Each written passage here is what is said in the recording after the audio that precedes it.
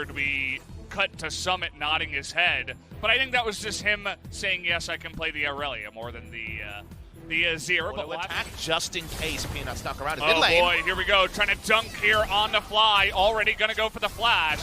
It will get the root. Here's the gank down on the bottom side, but Joker taking the damage. First blood. Going to be stronger in the 1v1. Top side, we have Peanut tracking this one. Oh boy, and Peanut's right there to help him. Cuvee with the slicing maelstrom, trying to do that damage. The flash forward though from Summit is gonna be enough, and the freeze here actually on a Peanut means that mostly here to just help with the back timing, get some safety onto GenG, as Ruler doesn't have his teleport. OnFleek about to hit his ultimate too. Would be interesting if they knew the timing, as Ruler is just gonna disappear as it was but that should go over the weight of Sandbox here, so way to turn that one around. Another Cloud Drake gonna join down here on the bottom side. Unfortunately, it's 20 seconds after the plates went down, but they still will get that first blood turret. Peanuts here in the mid lane, just trying to get some other value where he can, but again, it's Azir, and absolutely, and 2 Cloud Drakes, not gonna be the worst thing in the world here. They're gonna be really fast. How about a side for Shelly? Sandbox also got that turret as I'm going to hold that thought. They're trying to burst down Peanut here. Nice timing on the stopwatch, but can he even survive? Big shield from the entire team, and he's going to flash in the last second, and Dove gets stunned up, and down he will go. GenG going to turn this one around. Very good up against Harris. Finally from downtown, it looks like it may happen here. The follow-up subs come in, and after that kind of Ash Arrow. GenG are pretty speedy. Gotta say Sandbox got some budget karma going on with the 3 Cloud Drake buff. They're all going to be incredibly fast. I mean, when you get this much speed, you can even make better map plays as we go along. Joker, he jumped to an ally that was right next to him. They feel like they can challenge the next one if it is going to be a big one. Lords here in Korea and in many other countries. As, okay, we got a fight here. One-on-one TP is coming in, but Cuvee trying to get those autos down, and he is going to be able to get that GA. But with the TP coming in, let's take a look at the arrow. Actually dodged by both of them as Cuvee. Oh, trying to flash, and he's going to get the kill. Will not be able to take down Summit. Better playing around some of his timings. It's also my suspicion with Kiana, champion a little bit overtuned, but definitely hard to play against if you don't know well. Joker takes a lot of damage.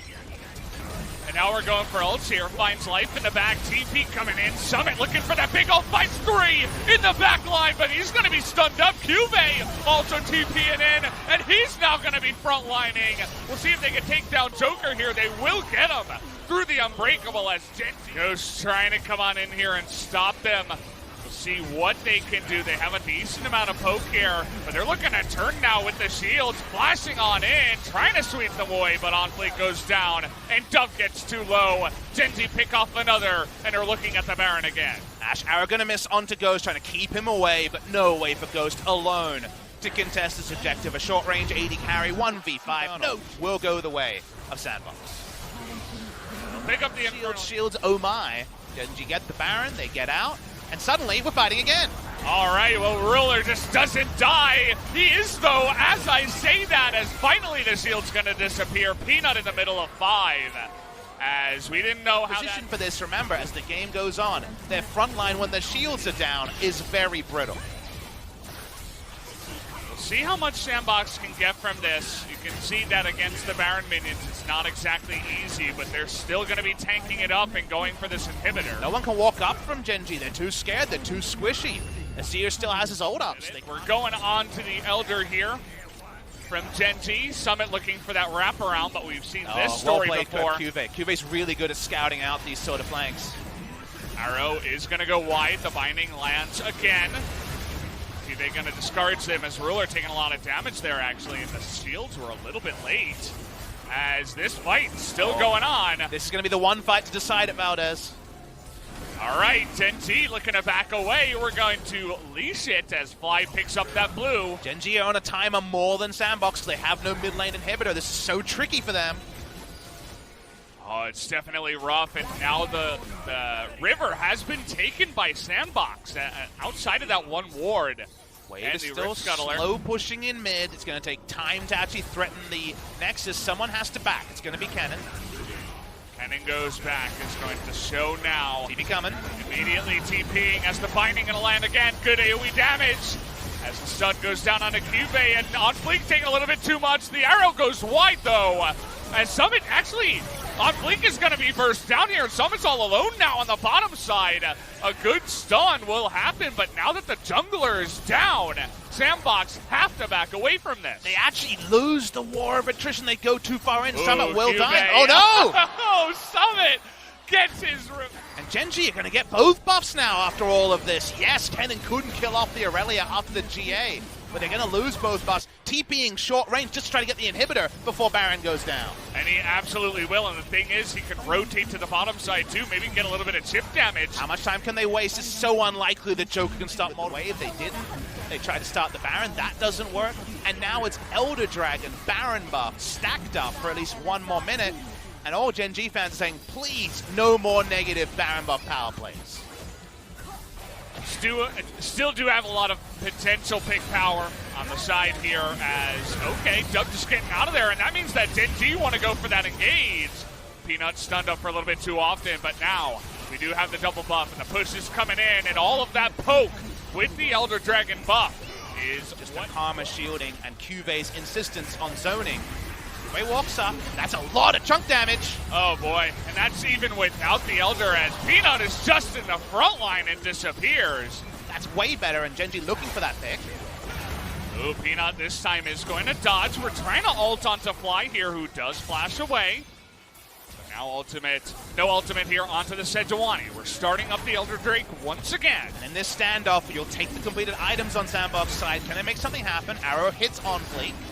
The poking is good, but it's another ultimate that is down. We do have Aurelia coming in from behind here. The one-on-one starts up in the top side. GenG looking to turn, but Summit, he's just going face first into the pool. Getting pretty low, and he's not able to do it. Joker's going to go down here. Life sticking alive as the GA is down. Sandbox, they just want to deny this one. This fight is going to go the way of Sandbox here, as Onfleek does take it, but it's 4 kills to the direction of GenG, and it should be a 5th one.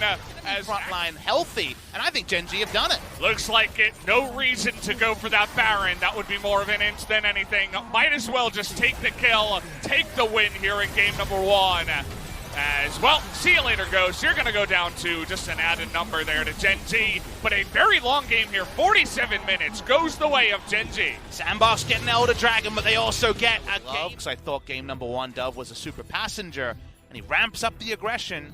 He's going to pick an assassin into the Talia, and it's going to be the LeBlanc this time.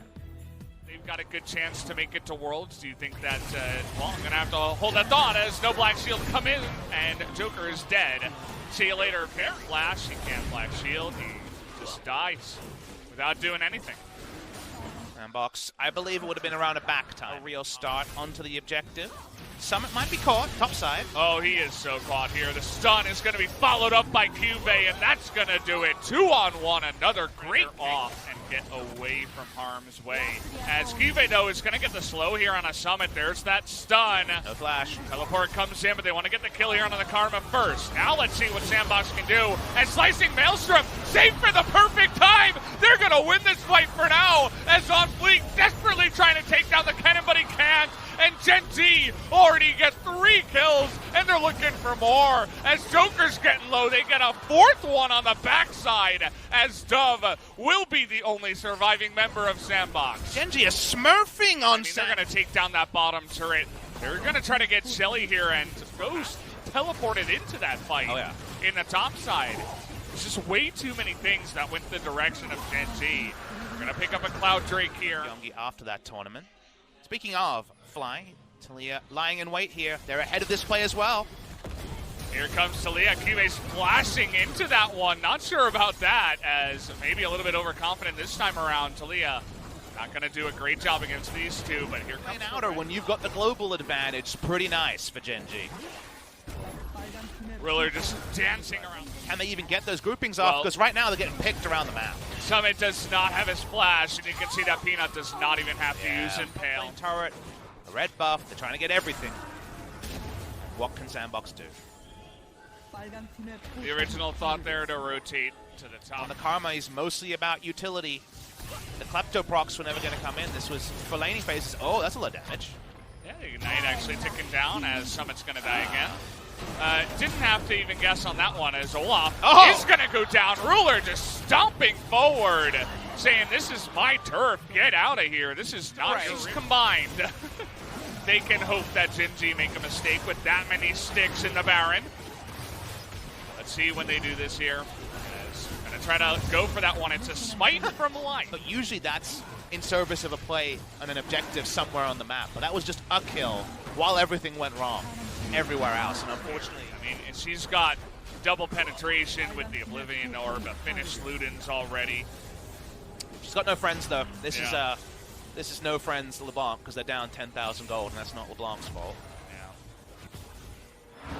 You can see they're looking for that damage as trying to hang around the back here. Not sure about that one. Life going to be thrown forward, and look at Ruler just frontlining as Joker desperately trying to help, but he can't do anything. And they're just going to grab the Karma on the backside. Dove not in position to do anything. No friends indeed, as now they're all dead. And GenG is pushing in for the victory. This one could be a lot sooner than game number one. And Ruler's just trying to make Kalista a Ruler champ just like the other ones, frontlining, knowing exactly how strong he is. And it's going to slam down Sandbox. This could be the fastest game of the split.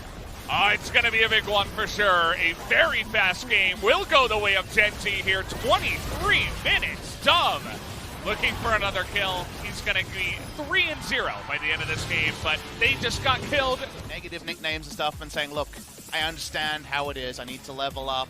But he can also appreciate the praise as well. So we've seen Faker grow up in esports. We're definitely seeing Peanut hit another phase of his career. And it's coinciding with GenG growing up as well. 7-4.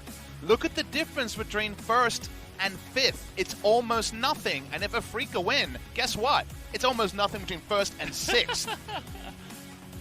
And strength of schedule. 2 Jin Air Series, the only victories recently. They looked a bit off. So I'm going to hand it over to Ji-Sun. She'll help out with the translation of this interview. Thank you very much, guys.